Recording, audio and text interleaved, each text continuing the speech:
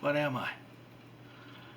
I'm a Republican poll watcher in a Democrat-controlled district of Philadelphia, Michigan, Wisconsin, or Nevada. No joke. Poll watchers were having to use binoculars because they weren't allowed in the polling station. What's up with that? Good afternoon, ladies and gentlemen. November 6, 2020, in a very historical presidential deselection that's happening. Before I get into my independent lens and reflections, I'd like to open and close a little bit with Ernest Hemingway. Death in the Afternoon. Right out of the gate, second chapter, page 21 here.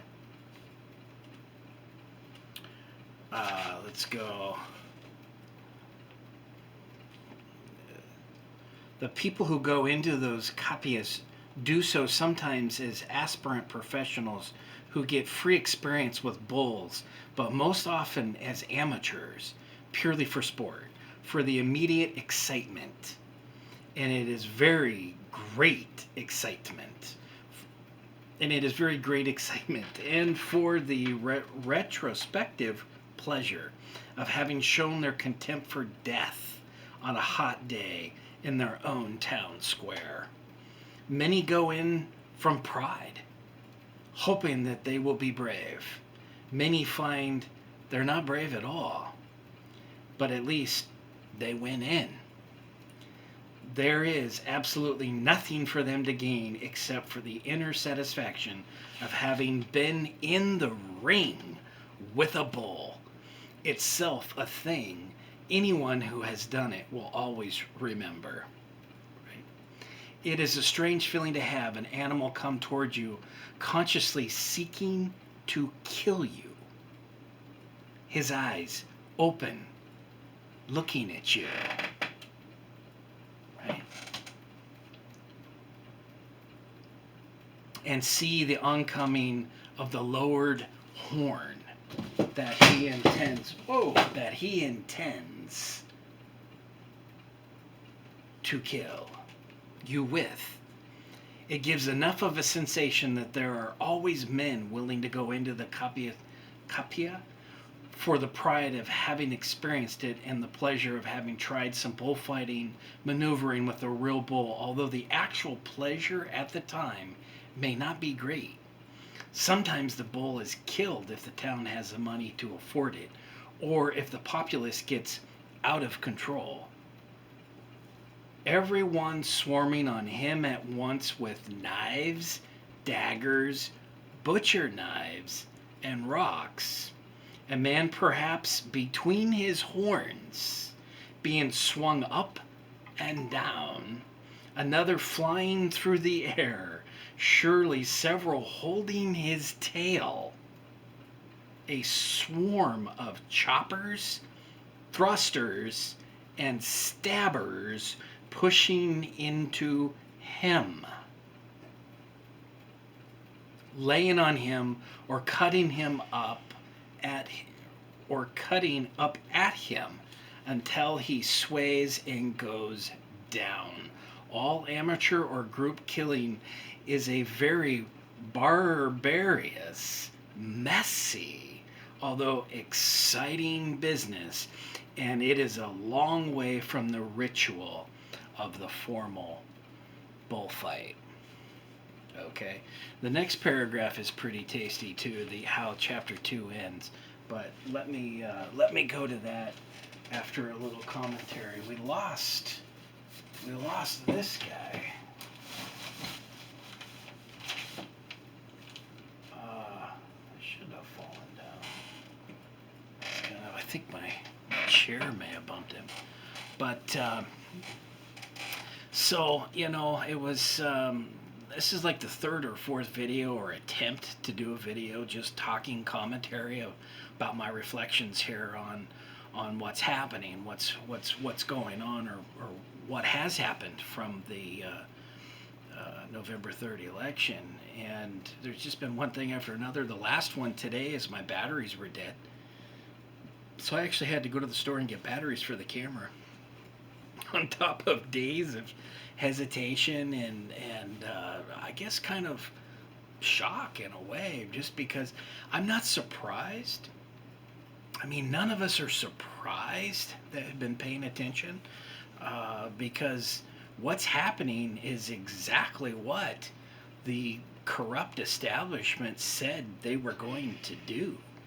So it's not really a shock and a surprise per se, because they told us exactly what the plan was, right? And that's exactly what's unfolding, that's been told for months with these corrupt Democrats. So the establishment, really, it's beyond just Democrats, because what we've got is the same George Bush Jr. cabal. These same people, in fact, many of them backed Clinton in 2016, and many of these so-called Republicans, neoliberal neocons, backed Biden. Republicans, these so-called warmongers, neocons, Republicans. So I think that's very significant. I don't know about you, but I am getting that sinking feeling that I got on September 11th, 2001, when we watched the World Trade Center 1 go down and World Trade Center 2 go down. I think it was that way, or was it 2 and then 1? And then the mysterious, right? The one Trade Center 7 that no planes ever hit imploded, right? Coincidentally, Biden was a part of the continuity of government in 2001. He was right there, just like he's right there right now, trying to take the White House. And I can't help but think that these same operatives that were involved with the theft of largest grab of our civil liberties are right there again in our faces, So it makes me feel that it makes me feel like there is a similarity with these operatives. So I can't get over a couple of things. The number one thing is the pollsters, right? I mean, how wrong were all the media and pollsters, right? It was nothing but blue wave coming, blue tsunami. They're going to take the House, well, larger take the House, take the Senate, right? The Democrats, as they were going to do a landslide of taking the White House, sweeping across the country, and none of that happened. None of that happened. In fact, the Republicans were doing really well across the country. The governorships, and they held the Senate, and they've picked up a number of seats and still picking up seats. A historical dozen Republican women won their campaigns. So there's a whole lot of data that is going to get swept away in this tsunami of what I would call corruption. I can't get over how the vote counting stopped and was told to stop November 4th in the middle of the morning. It started November 3rd. November 4th, November 3rd, in the twilight hours, November 4th, they stopped counting. Philadelphia wouldn't let Republican poll watchers into the buildings, right? This is Philadelphia, where a Democrat judge has just been sentenced to prison for corruption of ballot box stuffing from a previous election. Philadelphia, organized business, business. So we saw that with Sherry Honkala, that Sherry Honkala went up against organized crime in Philadelphia, and she's got all kinds of stories if she even wants to talk about them anymore. Her life was probably still is in danger. That's a whole nother side story from years back, but Sherry Honkala was a Green, is a Green, or who knows anymore? Who's a Green anymore? We're more of independents, but the point there was that we've had all kinds of strangeness happen now in Michigan and a couple of other states as they stopped or paused, however you want to call this process. There was 130,000 ballots that were discovered in Michigan as Trump was doing a landslide across the country. Across the country. I mean, North Carolina, Georgia, Pennsylvania, Florida, Ohio, all of these swinging not only a little bit towards Trump, but way big towards Trump. And we were seeing literally in front of our eyes a red tsunami, not blue tsunami, a red tsunami, a Trump tsunami. And with historical votes, people of color, Florida, if you look at the stats on Florida alone, 55%, I've got these numbers, 55% of the Cuban Americans voted for Trump in Florida. So that, there is some historical numbers that happen with people of color coming out. Trump cultivated the Latino vote in Florida and it paid off. This is just NBC News, which I try to avoid it all, but sometimes you can make them as a reference. 55% of Florida's Cuban American vote went to Trump, according to NBC exit polls. 30% of Puerto Ricans and 48% of other Latinos, in quotations, backed Trump in Florida. Trump won the coveted background state with its 29 electoral votes. So we saw this kind of return of communities of color across the country come out in historical backing of Trump. That's why I say this was a red tsunami, is Trump was able to reach historical epic returns and cultivation of people of communities of color that the Republican Party has never done, ever. That the Democrat Party has only done. But another thing that was kind of puzzling was that Biden, a stumbling guy that's with all kinds of ailments, did better returns than Barack Obama with his historical win as the first African American president campaign.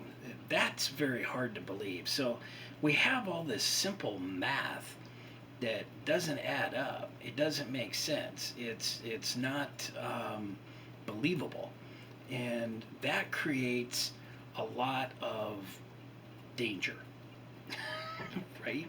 Able danger around every corner. When people don't trust the elections and don't trust the data and the returns and the vote counting, it makes all of us in danger from multiple different angles: left, right, up, down, anti-authoritarian on multiple levels.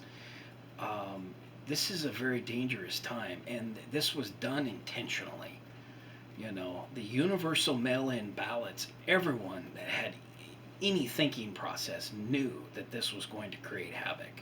This was going to create chaos. States were not capable, having the equipment or the expertise to handle 150 million ballots.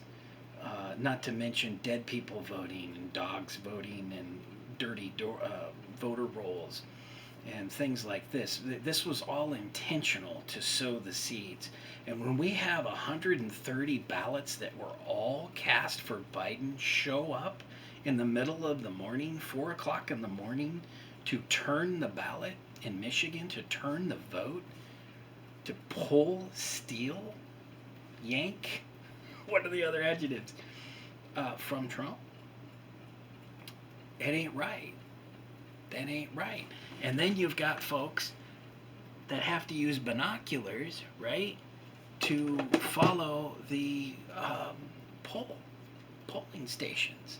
Now, Trump won a court case in Pennsylvania saying the Republicans have got a right to be in responsibility. Not only do they have the right, they have to be in the polling stations to watch the ballots being counted. And the Democrats are challenging that in court. They're appealing it. A legal appeal and challenge. Why? Why? Why wouldn't the Democrats want transparency? Why wouldn't they want all eyes and hands on deck in those polling stations to monitor where these 100,000 ballot drops are coming from? No. No. For me as an independent, I'm not emotionally invested in that horse or the blue horse or the red horse. Although I do think Trump is a lesser evil. Biden and the crimes that happened with the Biden crimes are the same as the Obama crimes. There's a lot of evidence out there with corrupt DOJ, with corrupt FISA. I mean, the Operation Hammer. This stuff hasn't even come out of what Obama and Biden, Secretary Clinton did in the White House. And now these radical leftists are sending us back 50 years with the Biden administration and all the crony, corrupt Democrats around them. So this is about the process that is being corrupted. That's what the outrage is, and that's what it's going to be from here on out, is this just erupts across the country in weeks. I'm not talking about days. This is going to be weeks and months. Nobody at this point is going to accept the results. It's done. Even if Trump doesn't have his legal team challenge, it doesn't matter. You've got 70 million people that voted for Trump that feel like this is another 9/11, an inside job where trade buildings are imploded into themselves. World Trade Center 7 never got hit by a plane. Never got hit by a plane. Imploded perfectly onto itself. So that's going to be very difficult to get over for everyone. And that's one of the things that I liked about Trump is he's a wrecking ball to the establishment. He really was. People keep saying, "Oh, Trump's just the same. He's an insider. He supported the Clintons." Yeah, wealthy people will bribe and grease palms of everybody, if they got a chance. And yes, that's true, but that's not where Trump was coming from. Trump was a wrecking ball on the Democrat establishment, and he was a wrecking ball against establishment Republicans. Some of them call each other rhinos, Republican in name only, like a Mitt Romney type of people. But there's a lot of them. Or how about the Bush family that's been backing Clinton and backed Biden? These are Republicans, right? Not, or whatever you want to call them, neo-libs and neocons, all war hawks. And so that's a main thing. And I don't want to get into all the pluses for Trump, but his foreign policy, the first year and a half, 2 years with Bolton was horrific. It looked like all of the same.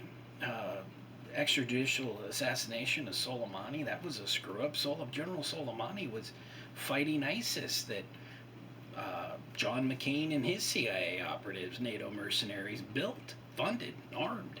Just like the Taliban happened when they visited the Oval Office with Ronald Reagan, right? The Taliban was in the Oval Office talking with Reagan in the 80s. Look it up.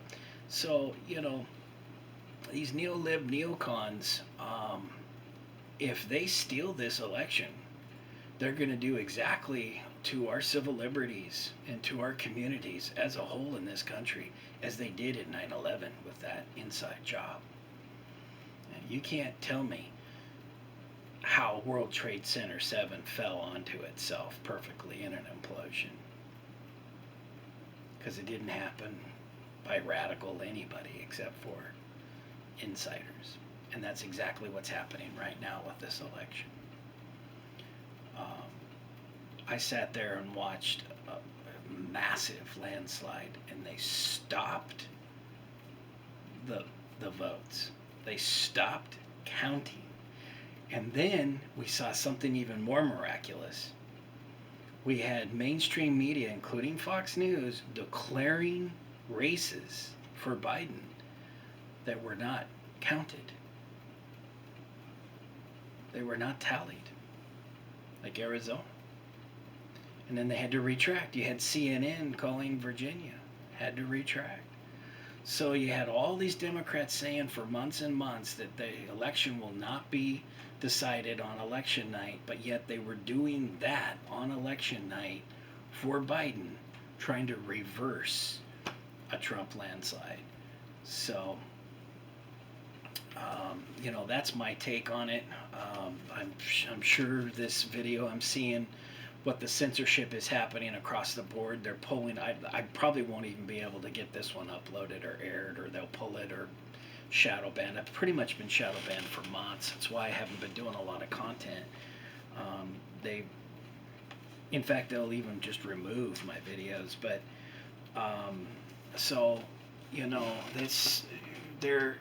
I was gonna go on about a bunch of different stuff, but Michigan, 138,000 ballots. That's not right. You don't find those all for Biden. It's not like they were 70-30 or 80-20 or 60-40 for Biden, for Trump. They were all for Biden. When you have 138,000, 100,000 ballots all of a sudden found in the middle of the morning marked for one candidate, that's a 9/11. I hear the small sub-basement implosions of the election going off on World Trade Center 1 and World Trade Center polling booth 2. So it's a sad day for America if this is what's going to happen. I hope Trump sticks to his guns with legally. I got to be careful with saying stuff like that. That could be interpreted the wrong way. But and I hope that we don't escalate into a major situation. This country, it doesn't look good. I mean, you can't just oust someone like this, like a banana republic, and then expect everyone to be cool for the next year or 2 or 3 or 4. That's not the way it works. We already have unrest, and if we have people that are triggered on the right, as well as they're already been triggered for a year, not longer, on the left with, this kind of socialist, communist type of alignment. That, I think, is really important to factor in. And for me, it's again another one of those no-brainers, is that the backlash of the American voter was F you to state socialism and state communism. That's where you get this 55% of the Cuban American vote in Florida for Trump. 55% was saying, we don't want to be Cuba.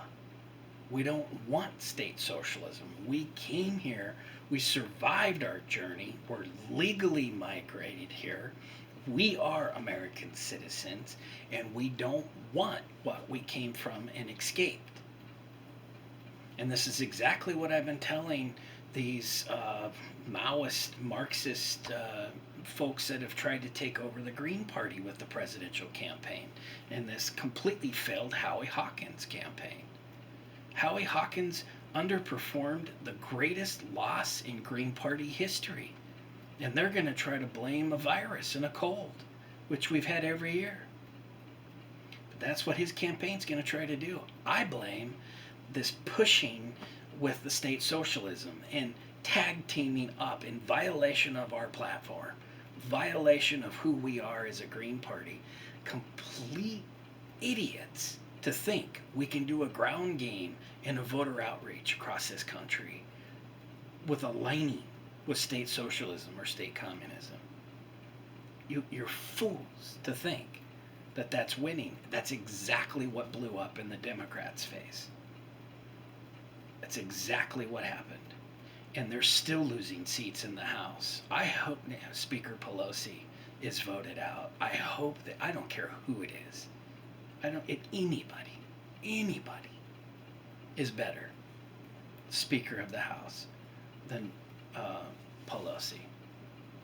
She also screwed things up by tripping up the money, the stimulus package, the stimulus money to the people. And I think that reflects pretty obvious. But you can't get over the fact that America does not want to be state socialist or state communism. And when you've got a summer of people marching around with communist ideology, claiming that they are representing the community of color, Black Lives Matter, we're communists and we're burning the country to the ground in the name of people of color. They don't speak for everybody, and that's, you can see all kinds of numbers, historical record numbers of communities of color voting for Trump because they're not cool with state socialism. They're saying, you state communists, we're not communists. This is America. We're Americans, and we're not communists. And so that's the lesson that's going to be learned pretty quick with the Democrats, and the Green Party needs to snap the buck out of it as well. So, that's where that's at. Steve, did it go out? I can't tell if it went out or not. I hope it's still rolling. But Georgia is down to a couple thousand votes, and there's 8,000 military that could send it in. I think Trump will take Georgia. He's got North Carolina. I think he can hold Pennsylvania. I don't believe that Biden has taken Pennsylvania this morning. That was the new kind of update. So we're seeing a slow play of a Trump landslide. They're trying to reverse it, and they're doing exactly what they said they were going to do. They're attacking Trump, saying he's a poor loser. I can't believe we're reading exactly what they said they were going to do. They're doing. It's just like a script. This is a school play. The Democrats, CIA, all these people that have tried to frame with the bogus Russiagate for years, frame a bogus Ukrainian impeachment, which it turns out Biden and his son and all kinds of Paul Pelosi, all these different operatives, Whitey Bulger's nephew, there was a lot of players were doing exactly what they accused Trump of doing in the Ukraine, doing something inappropriate, getting in the middle of a manipulation, arms sales. They were selling arms. That's basically what it was, and they were trying to attack Trump for getting in the way of the arms shipment. The Congress and military-industrial complex said this is a fast track. Trump was simply asking, well, where are these going? What do you guys